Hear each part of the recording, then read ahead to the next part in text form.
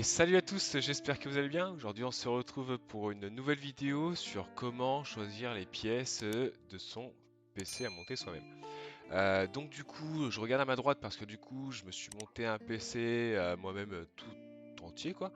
Euh, et du coup, en fait, j'ai cherché plusieurs configurateurs, plusieurs pièces d'ordinateur, laquelle est la meilleure pour mon budget surtout parce que forcément, quand on monte un PC, il faut prévoir du coup les pièces, qu'est-ce que l'on veut, est-ce que c'est pour du RGB, est-ce qu'on veut pas de RGB, est-ce qu'on veut que ce soit un cercueil et qu'il y ait des performances, ou est-ce qu'on veut du coup que ce soit joli et un peu moins de performance quoi. Ça, c'est un choix à savoir. Par exemple, moi j'avais mon budget, si je prenais avec du RGB, je prenais un Ryzen 7, et si je prenais sans RGB, je prenais un Ryzen 9. J'ai choisi le RGB parce que je trouve ça joli, ça fait une petite pièce décorative, et puis voilà quoi. Personnellement, je suis parti sur un budget de 1200 € et je trouve que c'est bien pour un ordinateur sans la carte graphique. Avec la carte graphique, je suis à 1800 € aujourd'hui quoi. Parce que du coup, j'ai acheté il y a pas longtemps une petite RTX 3060 qui va pas trop mal. Je vous mettrai un petit benchmark sur le coin en haut à droite de la vidéo pour que vous puissiez voir. Alors pour ça, il y a plusieurs configurateurs avec plusieurs sites internet. J'en ai choisi un personnellement qui me trouvait sympa et puis du coup avec lequel je suis passé. Donc pour moi, c'est PC Cloud. J'ai aucun engagement auprès d'eux, rien du tout. Je vous dis juste ce site-là parce que franchement, j'ai kiffé leur site internet, c'est génial, il y a beaucoup de choses à faire.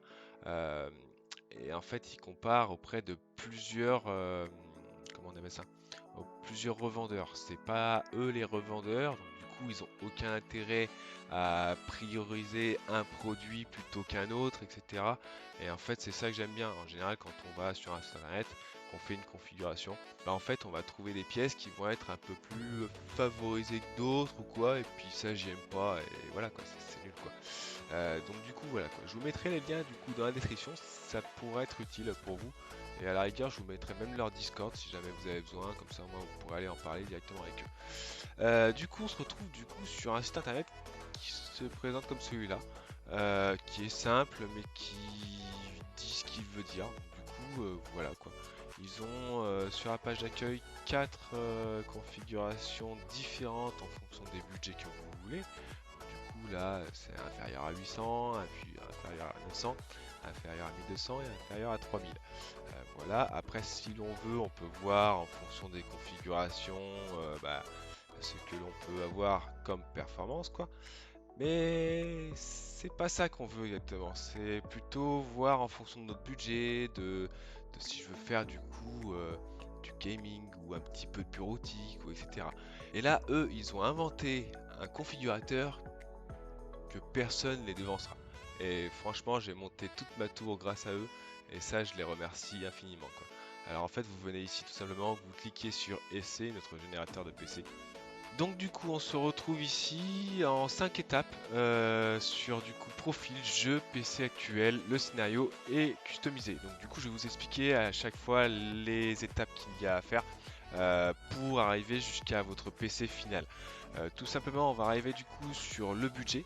Alors bon, là, vous pouvez glisser, etc. On va rester sur un budget du coup de 1600 €. Je sais que c'est pas une petite somme, mais bon, voilà quoi, c'est une somme pour moi qui est minimum pour un PC aujourd'hui gamer. Ensuite, on va choisir du coup les sites internet chez qui on veut aller acheter nos pièces. Par exemple, vous voulez pas acheter chez Cybertech, vous allez cliquer là-dessus et puis on va décocher Cybertech. Voilà. Mais bon, on va rester cliqué dessus parce que bon, je vois pas ce qu'ils ont de moins ou de mieux que les autres quoi. Ça dépend quoi. Après, il vous demande générer des PC qu'avec les pièces en stock. Donc là, si c'est pour demain, on va mettre oui. Si c'est pas pour demain, on va mettre non. Donc là, admettons, c'est pour demain, on va mettre oui. Ensuite, qu'est-ce que vous voulez faire avec votre PC? De la compétition, du streaming, du graphisme? Par exemple, pour moi, ce sera un petit peu le streaming, vu que je tourne des vidéos gaming et un peu de tuto. Compétition, je fais pas de compétition, mais on va dire comme quoi je fais du jeu, du gaming. Du coup, ça peut rentrer dans la compétition pour moi. Parce que forcément, on fait pas de compétition, mais on veut tous quand même avoir les meilleures performances possibles pour pouvoir être à équivaut avec eux quoi, ce qui est normal. Les graphismes, bah, je fais pas du graphisme donc du coup c'est pas intéressant pour moi, j'ai pas besoin d'un gros calculateur donc ça c'est pas intéressant. Quel genre de jeu vous préférez? Donc du coup ici bah, les FPS, les MOBA, etc. Moi, je tourne un peu sur les deux, un peu de simulation aussi, l'aventure, ouais, un peu de tout. Du coup par exemple là je vais tout cocher. Là c'est par exemple en gros si vous voulez qu'il y ait des lumières de partout ou bien que ce soit un cercueil, ça c'est à vous de choisir. Personnellement, je suis plus pour qu'il y ait de la lumière partout. Un beau RGB, c'est sympa quoi. Quelle couleur de composant? À vous de choisir. Moi, j'aime bien quand c'est multicolore. Je vous mettrai une petite image si vous voulez de mon PC actuel maintenant. Voilà. Et puis, comme ça, moi, vous pourrez voir. Alors, du coup, quelle taille de PC voulez-vous? Alors, attention à savoir comme quoi il y a trois tailles de PC. Il y a les tout petits, il y a les moyens un peu comme le mien, et il y a les grands. À savoir qu'aujourd'hui, les RTX série 3000 sont très très grandes. Moi, j'ai fait la grosse connerie de prendre un PC du coup moyen qui accueille des cartes graphiques jusqu'à 30 cm. À savoir que du coup, la RTX 3070 fait 27,5 cm, la Founder Edition bien sûr. Mais par contre, si vous partez sur la 3080 qui elle fait 32,5 et la 3090 qui elle fait je sais plus combien mais qui dépasse les 30 cm, bah du coup en fait je peux pas les faire entrer dedans. Donc forcément il faut que je parte sur un autre modèle qui aura été prévu du coup pour les modèles réduits comme moi. Donc c'est plus contraignant. Je vous conseille fortement de partir en grand. Euh, la prochaine configuration que je me ferai, je partirai sur du grand et puis je me ferai pas chier dessus, quoi. Ensuite, est-ce que vous avez la fibre ou pas? Un PC silencieux et Green PC. Le Green PC personnellement la péter, je préfère avoir des performances que pas consommer. PC silencieux, c'est toujours bien pour les oreilles. Et j'ai la fibre. Non, mais elle arrivera bien un jour. Donc je pense que c'est bien de la cocher quand même. Avez-vous besoin d'un écran? Alors ça, c'est pour ceux qui commencent juste là-dedans, qui n'ont pas encore d'écran.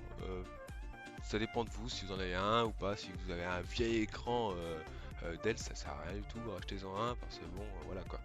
À savoir que si votre écran est bloqué à 60 Hz, vous n'arriverez pas à faire plus de 60 images par seconde.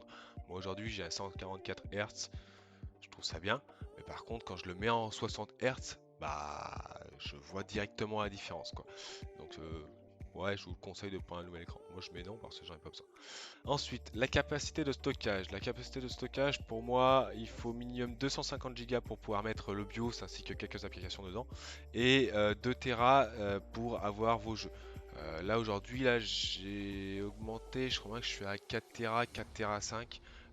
Parce que je trouve ça important, j'ai pas encore la fibre, donc du coup je stocke les jeux sur mon PC, mais pour quelqu'un qui a la fibre, bah, il va tout simplement télécharger le jeu et puis dès qu'il aura fini, si c'est qu'il va pas s'en servir pendant 2 semaines, il va le désinstaller et puis voilà quoi, clairement ça sert à rien quoi. Ensuite, la taille de la RAM, aujourd'hui 8 Go c'est trop peu, ça sert à rien, cherchez pas à avoir du 8 Go, 32 Go on n'y est pas encore, ce qu'il faut à tout prix aujourd'hui en minimum c'est 16 Go.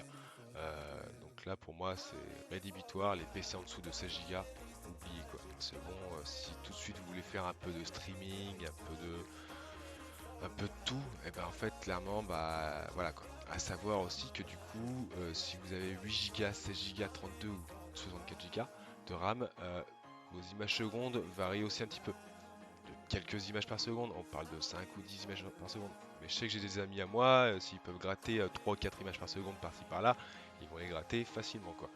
Et puis bon, si par exemple on part sur un jeu qui est très très gourmand et puis que vous avez votre PC qui fait que 70 images par seconde sur ce PC, sur ce jeu-là et que votre écran monte à 144, ça peut être intéressant de monter à 74, 75. C'est toujours des images par seconde de gratter, hein, donc autant y aller quoi. Ensuite, ce qui se passe, c'est que du coup, on va choisir le modèle de CPU. Donc Intel ou AMD, ça c'est à vous de décider, il n'y a que vous qui pouvez le savoir. Alors, je suis un ancien Intel qui est parti chez AMD, mais peut-être que demain je repartirai chez Intel. J'en ai rien à péter, il n'y a pas de guerre là-dedans pour moi, voilà quoi. Ça, c'est clairement à vous de décider si vous voulez du Intel ou du AMD. Les deux sont à peu près équivalents. Je partirai pas dans les détails parce que sinon ça pourrait faire polémique. Et puis voilà quoi. Donc du coup voilà. Ensuite votre préférence de GPU. Donc GPU pour ceux qui savent pas, CPU c'est processeur et GPU c'est carte graphique. Aujourd'hui Nvidia propose du ray tracing. AMD en propose sur leur dernière carte graphique, mais c'est pas du ray tracing pur de Nvidia, donc ça dépend. Est-ce que vous voulez du coup vraiment des graphismes de ouf ou si vous voulez juste des performances mais sans avoir Ça c'est à vous de voir, c'est pareil, ça c'est aussi un débat. Moi je suis parti du coup chez AMD en CPU et chez Nvidia en GPU. Après si vous voulez faire du full AMD quoi, vous pouvez clairement faire la même chose quoi. Mais voilà quoi. Admettons que vous voulez faire du coup du AMD et Nvidia comme j'ai fait moi, faites comme ça. Ensuite, quel type de refroidissement préférez-vous? Alors, il y a deux types de refroidissement qui varient. Il y a du coup le RR quoi, ou alors le RO. Donc du coup, on va dire que le RR c'est le air cooling. Donc du coup, vous allez refroidir du coup votre CPU par du coup un ventilateur qui va venir refroidir un petit comment dire, j'ai perdu le mot. Qui va venir du coup refroidir un petit radiateur qui sera directement relié à votre CPU. Le water cooling, c'est tout simplement une petite pompe qui sera sur votre CPU et qui viendra avec deux tuyaux sur un gros radiateur et deux gros ventilateurs 120 mm, 150, ce que vous voulez quoi. À savoir que le top du top, c'est le water cooling pour moi. Après, il y en a qui prennent des air cooling qui vont très très bien aussi. Mais je trouve que ça prend énormément de place. Et puis, si on veut faire un PC joli avec du RGB, ça sert à rien de prendre un air cooling, ça fera dégueulasse quoi. Autant prendre un water cooling, ça fera beaucoup plus joli. Je vous invite à regarder la photo que j'avais mise tout à l'heure. Euh, voilà quoi, vous allez voir, c'est net, c'est précis, c'est correct. Et puis voilà quoi. Ensuite, du coup, dès qu'on a fait ça, on va aller sur suivant. On va choisir ici les jeux auxquels on joue principalement. Donc, moi, personnellement, je joue à Rocket League. Voilà. Je l'ai pas coché. Ah non, tac, on va décocher tout ça. Donc, du coup, je joue à Rocket League. On va dire que je joue aussi à Valhalla. Hop. Et on va dire que je joue un peu à Call of Duty, tout simplement. Call of Duty, mon préféré, cette dernière saison, c'était celui-là. Ouais, celui-là. Ça ira bien. On s'en fout de toute façon. Le Warzone, il est gourmand, c'est très bien. Ensuite, du coup, on va aller sur suivant. PC actuel. Donc là, à savoir que c'est si jamais pour ceux qui ont déjà un PC et qui veulent juste faire une upgrade. Une upgrade, c'est quoi? C'est par exemple, vous avez un vieil ordinateur qui lui, du coup, est trop vieux pour faire fonctionner les nouveaux jeux. Et donc, du coup, vous voulez juste remplacer certains composants pour du coup venir vous remettre un petit peu à niveau. Donc du coup c'est là-dessus que vous devez tout remplacer quoi. Par exemple si jamais pour ceux qui ont un écran, vous pouvez mettre ici que vous avez un écran en 1080p 144, à vous de voir. Moi j'ai un écran en 1080p 144 par exemple. Voilà. J'ai une carte graphique, j'ai la 3060, tac, normal, donc voilà je la mets là. Mais là du coup on part sur un PC à 9 donc on oublie l'écran mais tout le reste on garde. On va faire suivant. Et là, du coup, on arrive ici. Il nous propose à chaque fois quelques-uns des scénarios qui sont les mieux à faire, dont des PC portables. Ça, il n'y avait pas avant, et du coup, là, ils l'ont rajouté, c'est très bien. Et par rapport à ça, du coup, on va venir comparer. Donc, du coup, là, il nous propose un Ryzen 7 3800 XT, une Nvidia 2060 par rapport au prix, hein, à voir après en fonction de ce que vous voulez faire. Et du coup, à chaque fois, ça va changer, etc. Petit conseil, petit clin d'œil, là je vois carte mère B550 et là B450. Je vous conseille fortement les B550, sinon vous serez pris au piège le jour où vous voudrez faire juste une upgrade et puis prendre un CPU au-dessus. Les B450 elles sont bloquées au Ryzen 7 alors que les B550 elles sont bloquées au Ryzen 9. Voilà, je dois savoir. Donc du coup voilà, admettons, voilà, on part comme ça, on va prendre la première. Donc, déjà afficher les FPS de tous les jeux. Là on voit du coup clairement que sur Rocket League 254 FPS, Ouais, carrément. 78 FPS sur Valhalla et 134 FPS sur Warzone. Donc voilà, donc clairement ça suffit largement. Valhalla c'est un peu juste mais ça va encore. Et ici du coup bah ils vont vous dire carrément ce que vous allez avoir comme FPS en fonction de votre résolution qui est juste ici. Donc ça dépendra de quel est votre écran. Parce que si vous avez un écran pourri et que vous pouvez jouer en 4K, ça sert à rien de lancer de la 4K, vous resterez sur un écran, sur un rendu qui sera pourri quoi. Voilà quoi. Donc voilà, donc admettons on veut prendre cette configuration là, on va faire customiser celle-ci. Ici par exemple je trouve que le RGB est dégueulasse, du coup on a de la balistique qui est sympa, voilà un petit water cooling. Moi personnellement je suis parti en full Corsair donc du coup les prix sont montés comme ça, voilà quoi. Corsair ils allument bien mais bon c'est comme ça. Admettons que vous voulez changer de tour, bah, tout simplement vous allez faire changer. Et ici, vous allez choisir une tour qui va vous convenir à vous, en fonction de vos besoins, de votre budget aussi. Si vous voulez rajouter un petit peu ou quoi que ce soit, moi personnellement, je prenais cette configuration-là et 2 semaines après, je regardais, je faisais bon, bah tiens, je vais rajouter un petit peu là et je vais baisser un peu le prix ici.